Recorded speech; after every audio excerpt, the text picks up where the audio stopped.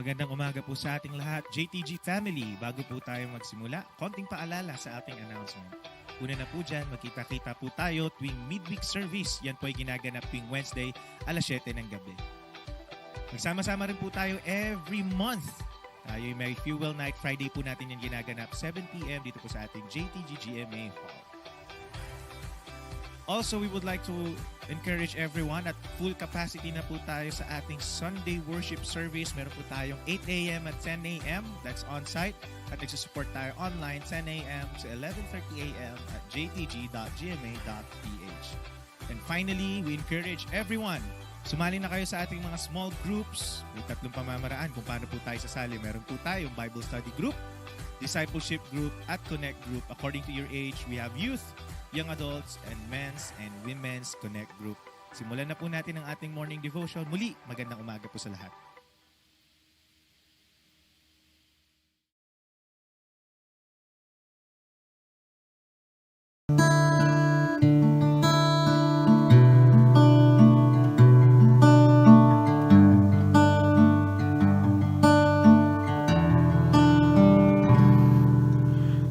Mahal kita, o aking Panginoon.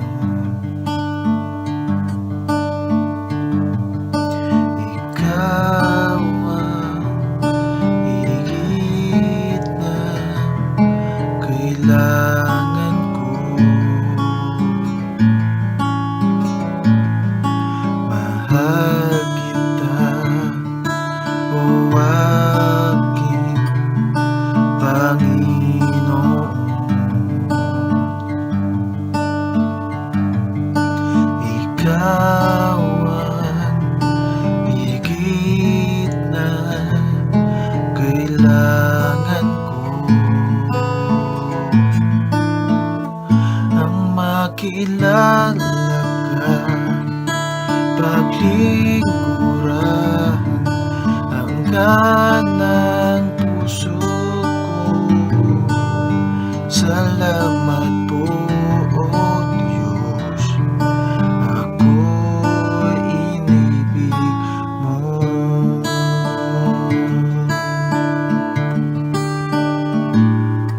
Mahal kita, o aking Panginoon.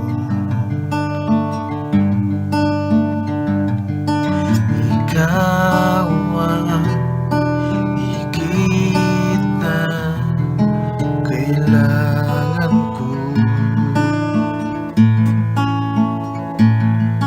Mahal kita, o aking Panginoon.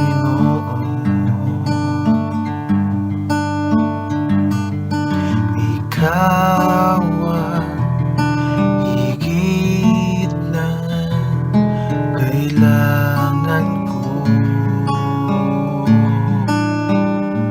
Ang makilala ka, paglingkuran ang ganang puso ko. Salamat po, O Diyos, ako'y inibig mo.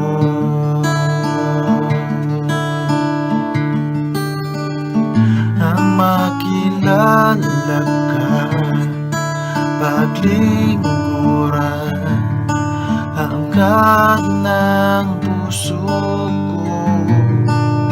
Salamat po, O Diyos, ako'y inibig mo.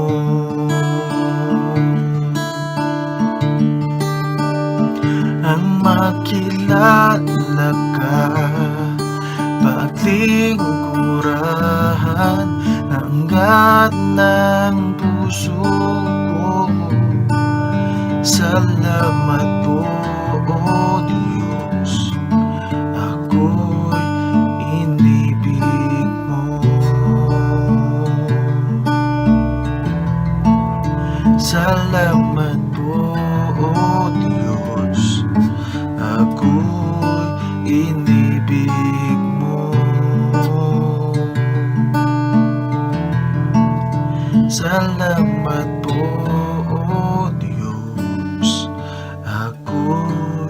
inibig mo.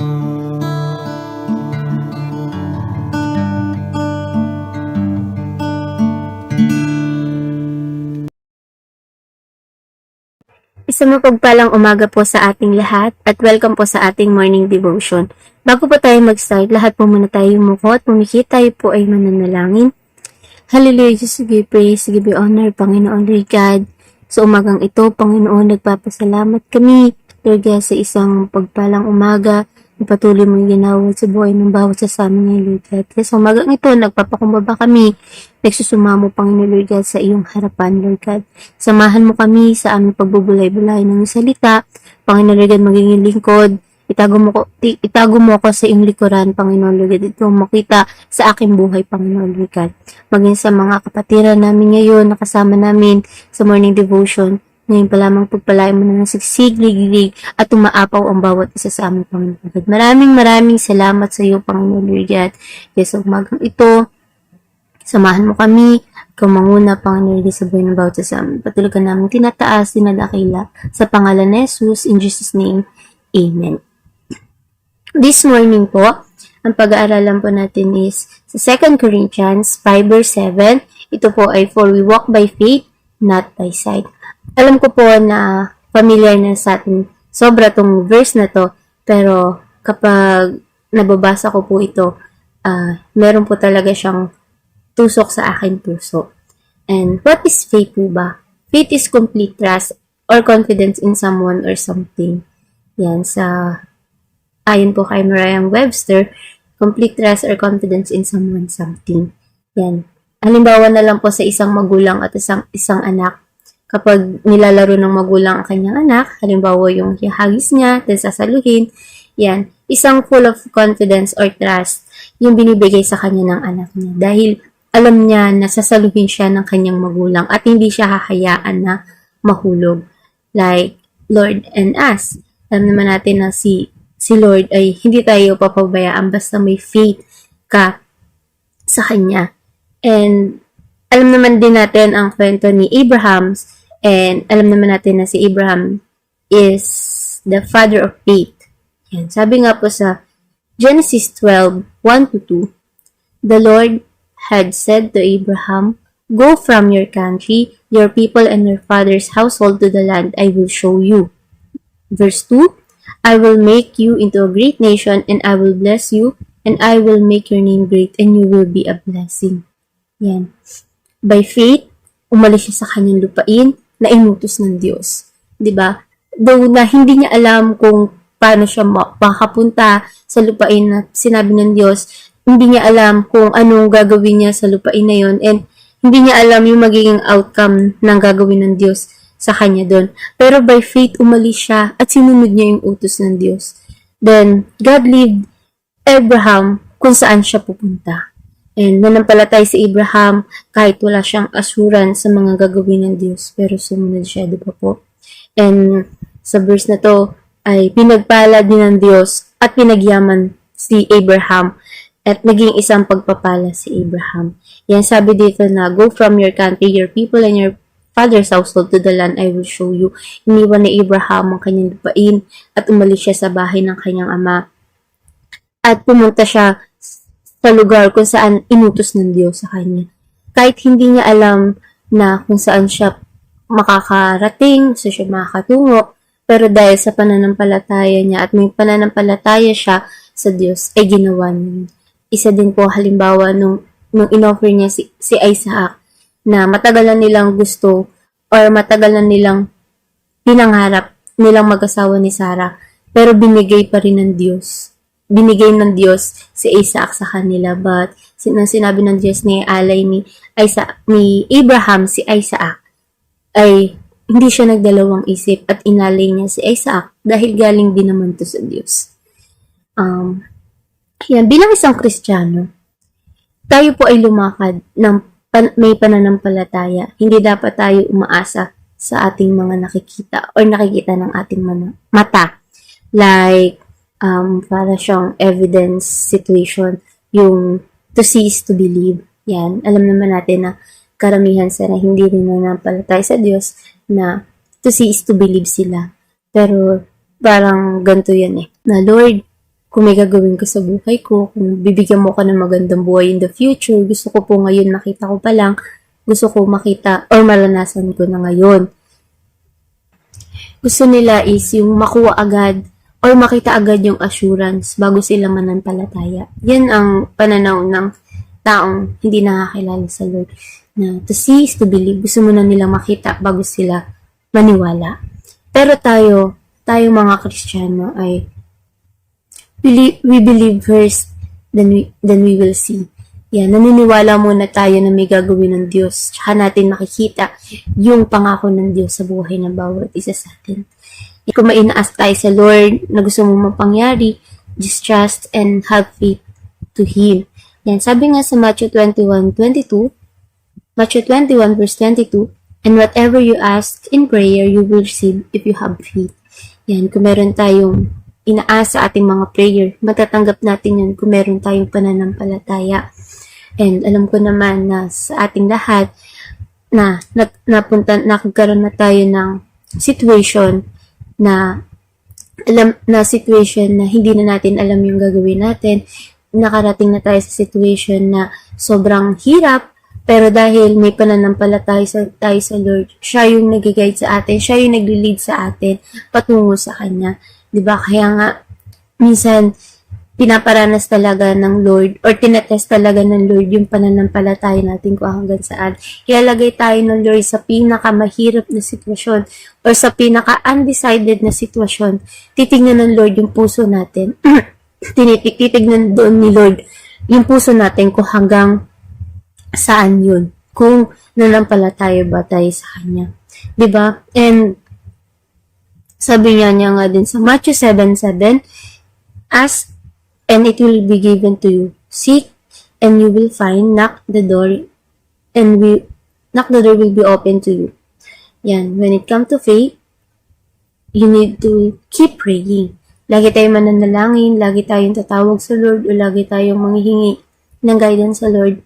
Kung meron man tayong gustong hingin sa Lord, basta tama ang puso mo, at maayos mo itong hinihiling sa Lord, ibibigay naman to ng Lord sa'yo. And kapag nakita naman ng Diyos na wholeheartedly talagang humihingi sa Kanya o nanampalataya sa Kanya, ibibigay naman to sa'yo ng Lord. Yan. Kapag nasa situation ka na parang, Lord, katapusan ko na ba? Lord, ito na ba yung last? Di ko na ba to kaya? Yung mga ganong bagay. Basta yung faith mo na nakita ng Diyos sa'yo, yan, asahan mo in the last na gumagawa at kumikilos sa'yo ng Lord. And sa pinaka-last, mapapa-thank you Lord ka na lang talaga dahil nakita ng Diyos yung pananampalataya mo sa Kanya.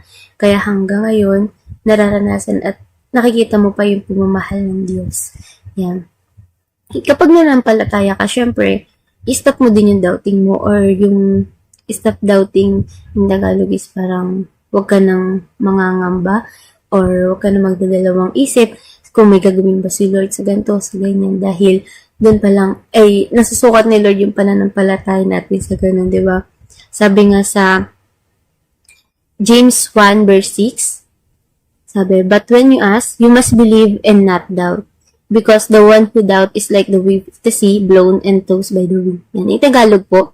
Subalit ang humihingi ay dapat magtiwala sa Diyos at huwag mag-alinlangan, sapagkat ang nag-aalinlangan ay parang alon sa dagat na itinataboy ng hangin kahit saan. Kaya kapag nandun ka na sa faith mo, huwag ka nang mag-alinlangan. Huwag mo nang isipin or huwag ka nang mag-half ng heart mo na gagawin ba to ng Lord? Sasagutin ba ito ni Lord? Or sasamahan ba ako ni Lord? Yan, naumpisa ka mo nang magtiwala. Hanggang katapusan magtiwala ka. Dahil ang Diyos ay marunong naman siyang sumunod or marunong naman siyang tumupad sa kanyang mga pangako. Yan, kung buong puso mong pinagpipray, hinihingi sa Lord, yung dinidesire ng puso mo, asahan mong mas maganda pa at mas maayos ang bibigay ng Lord sa iyo. Kaya yung faith mo, ilagi mo lang iisipin or lagi mo lang gagawin mananampalataya ka sa Diyos. Yan, and like Peter's experience din, di ba po, yung sa dagat, nung gusto niyang lumapit sa Diyos dahil nakita niya ang Diyos na nakalakad sa tubig. Nung gusto niyang lumakad, nung nakita niya lang yung waves na malaki, yung bagyo, yung hangin na malakas, nangamba siya, yung faith niya biglang bumaba or lumiit. Yung pananampalataya niya sa Diyos, ano nangyari? Diba, unti-unti siyang lumulubog. Yung unti-unting nawawala yung faith niya, unti-unti din siyang lumulubog sa tubig. Kaya yun niya, na nung nawala yung faith niya, dun siya lumubog. Kaya tayo, kapag nanampalataya na tayo sa una, idiretso na natin yan dahil alam natin na si Lord yung nasa finish line, si Lord yung nandoon sa dulo na naghihintay sa atin. Yan. And sabi nga din po sa Hebrews 10:22, let us draw near to God with a sincere heart and with a full assurance that faith brings, having our hearts sprinkled to cleanse us from a guilty conscience and having our body washed with pure water. Kaya lumapit tayo sa Diyos sa may pusong tapat at may matibay ng pananampalataya sa Kanya. Yan, lumapit tayong may malinis na budhi sapagkat nilinis ng ating mga puso at hinugasan na ng dalisay na tubig ang ating mga katawan. Kaya mga kapatid, ang ating pananampalataya ay mas lalo nating patatagin and gawin nating isang pundasyon sa paglilingkod natin sa Diyos dahil ang pananampalataya ay isang mahalaga nararanasan natin sa ating buhay at pakita natin sa mga hindi nakakilala sa Diyos or sa mga pamilya natin na may pananampalataya tayo sa Diyos at may gagawin ang Diyos sa atin. Yan. Alam ko naman po na God will always fulfill His promise and pagpapalain tayo ng Diyos tulad ng ginawa na sa buhay ni Abraham. Nung naniwala si Abraham sa kanya, nung sinunod niya ang Diyos na umalis siya sa kanyang lupain at iniwan niya ang kanyang bahay ng kanyang ama, maging ang kanyang mga kamag-anak. At the end ay pinagpala ng Diyos si Abraham at binless siya, 'di ba? Kaya ganoon din ang gagawin ng Diyos sa atin. Na kapag nananampalataya tayo sa Diyos at patuloy natin ini-increase yung pananampalataya natin sa Lord, ay pagpapalain din tayo ng Diyos. And mga kapatid, huwag nating kakalimutan na walk by faith and not by sight. Tayo po ay manampalataya ng buong puso at hindi tayo lamang babase sa ating mga nakikita. Yan, and I hope na this morning meron tayong natutunan sa ating morning devotion at alam ko po na lalakad tayo sabay-sabay ng may pananampalataya. Kaya sa umagang po ito, lahat po tayo pumikit at pumuko. Tayo po ay manalangin. Hallelujah, Jesus, we praise, give you honor, Panginoon Lord God. Sa umagang ito, nagpapasalamat kami, Panginoon Lord God, sa aming napagbulay-bulayan na iyong salita, Panginoon Lord God, na we walk by faith and not by sight, Panginoon Lord God. Sa huling kapanahunan na ito, Panginoon Lord God, mas papatatagin pa namin yung pananampalataya, Panginoon Lord God, at hindi kami babase lamang, Lord God, sa aming nakikita, Panginoon Lord God, pagkus alam namin, Panginoon Lord God, na in the end, ikaw ang makikita namin, Lord God, ikaw yung nasa finish line, Panginoon Lord God, na aming pananampalataya, Panginoon Lord God. Alam namin, nasasamahan mo kami palagi, Panginoon Lord God. Sa umagang ito, pagpalain mong yung mga anak na nakinig at nakasama namin ngayon sa morning devotion, Panginoon, pakikinig na yung mga salita, Panginoon Lord God. Maging bawat isa, pagpalain mo na sigsig, liglig at umaapo, Panginoon Lord God. Maraming salamat sa iyo. Sa umagang ito, patuloy ka namin tinataas, pinalakila, sa pangalan ni Jesus. Amen. Maraming salamat po. Good morning. Hallelujah, Jesus. Lord, hallelujah. Maraming pong salamat, Panginoon, sa mga napakinggan namin, mga salita mo na patuloy na maging karanasan namin, Lord. Maging guide ng aming buhay, Panginoon. Mga salita mo, Panginoon, nagbibigay ng pag-asa at maglilid sa amin sa mga bagay na nais mo sa umagang ito. Salamat po, Panginoon, at maging sa nagpahayag ng mga salita, Panginoon, patuloy mong pagpalain ang kanyang buhay, sampu ng kanyang pamilya, Panginoon, in the name of Jesus. Ama, sa pangalan ni Jesus at ng banal na Espiritu, tinataas po namin sa iyo ang anumang uri na espiritu na meron kami sa aming buhay, Panginoon, hindi mo kinalugdan. Dalangin namin sa pangalan ni Jesus na ito po ay malusaw, Panginoon, anong uri ng espiritu ng kayabangan, espiritu na walang kakontentuhan, katamaran, kawalan ng tiwala sa salita mo, kawalan ng respeto sa iyo, maging ang kaduwagan at katigasan ng puso sa pangalan ni Jesus, nire-rebuke namin ito at sa lahat ng ito ay maalis sa aming mga buhay bilang mananampalataya, mangibabaw ang kalooban mo sa aming mga buhay. Salamat po, Panginoon, at sa lahat ng mga lingkod mo na patuloy ng humahayo at nais makasunod sa kalooban mo, pagpalain mo po ang kanilang mga buhay, maging sa bawat isa.